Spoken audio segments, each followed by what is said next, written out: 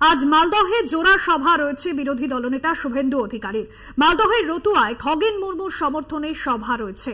পরে ইংরেজবাজারে সভা রয়েছে বিরোধী দলনেতা শ্রীরূপা মিত্র চৌধুরীর সমর্থনে সভা রয়েছে।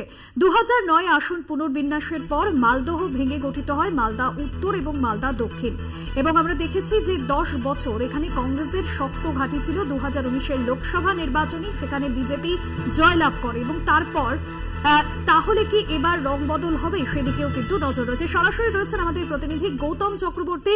গৌতম, মালদহের রতুয়ায় এবং পাশাপাশি দুটি জায়গায় মালদহের সভা রয়েছে বিরোধী দলনেতা শুভেন্দু অধিকারীর। ঠিক কি বার্তা দিতে চলেছেন মালদহের এই দুই সভা থেকে শুভেন্দু অধিকারী? এই মুহূর্তে ঠিক কি প্রস্তুতি সেখানকার? দেখো ভাস্বতী, প্রথমে তোমাকে বলে রাখি যে রতুয়া থানার বাহারাল এবং রতুয়ার মাঝখানে একটি পেট্রোল পাম্পের পাশে জমিতে হ্যাঙ্গার তৈরি করে মঞ্চ বাঁধা হয়েছে এবং আজকে সকাল পর্যন্ত সেই মঞ্চের কাজ চলছিল। সেখানেই সভা করবেন বিরোধী দলনেতা এই রাজ্যের শুভেন্দু অধিকারী। প্রথমে বলে দেখি ভাস্বতী, একটা ব্রেকিং নিউজ, এটা যদি হয় তাহলে রাজ্যবাসীর কাছে একটা অন্যতম চমক। সেটা হচ্ছে মুখ্যমন্ত্রী মমতা বন্দ্যোপাধ্যায় আজকে নিয়ে গত 3 দিন ধরে মালদাতে আছেন। দক্ষিণ দিনাজপুর থেকে উনি এসছেন মালদার নারায়ণপুরে একটি হোটেলে, সেখানেই উনি উঠেছেন। আমরা যেটা বিশ্বস্ত সূত্রে জানতে পারছি যে ওই যে হোটেলে মুখ্যমন্ত্রী আছেন সেই হোটেলেই শুভেন্দু অধিকারী ঘন্টা 2-এর জন্য বিশ্রাম নেবেন আজকে, এবং ওখানে তার জন্য ঘর বুক করা হয়েছে। এটা যদি হয় তাহলে একটা রাজ্যবাসীর কাছে অন্য মাত্রার খবর।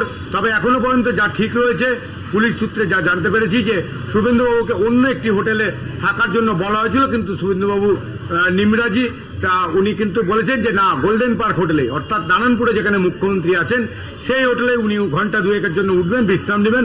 তারপরে উনি সোজা চলে যাবেন হচ্ছে রতুয়ার বাহারালে, যেখানে সভা হওয়ার কথা। রতুয়ার বাহারালে সভা করে বিকেল 4টে থেকে 4:30 নাগাদ উনি ফিরবেন হচ্ছে ইংরেজবাজারের অমৃতিতে, সেখানে একটি সভা করবেন।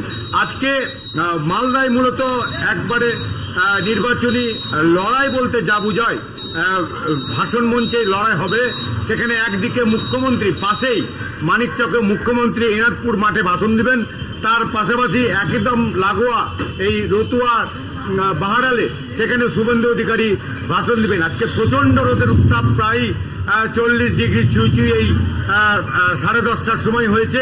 দুপুর 2টোর সময় সভা রয়েছে, সেই সময় টেম্পারেচার অর্থাৎ তাপমাত্রা কি কতটা থাকে তার উপরে নির্ভর করছে অনেক কিছু, কারণ এই তাপমাত্রা দেখে কিন্তু লোক বাড়ির বাইরে বেরোবে। তবে যে ধরনের প্যান্ডেল বা মঞ্চ তৈরি করা হয়েছে, মানুষজনরা যেন আসলে একটু ছামায় বসতে পারে তেমনই ব্যবস্থা করেছেন আয়োজকরা।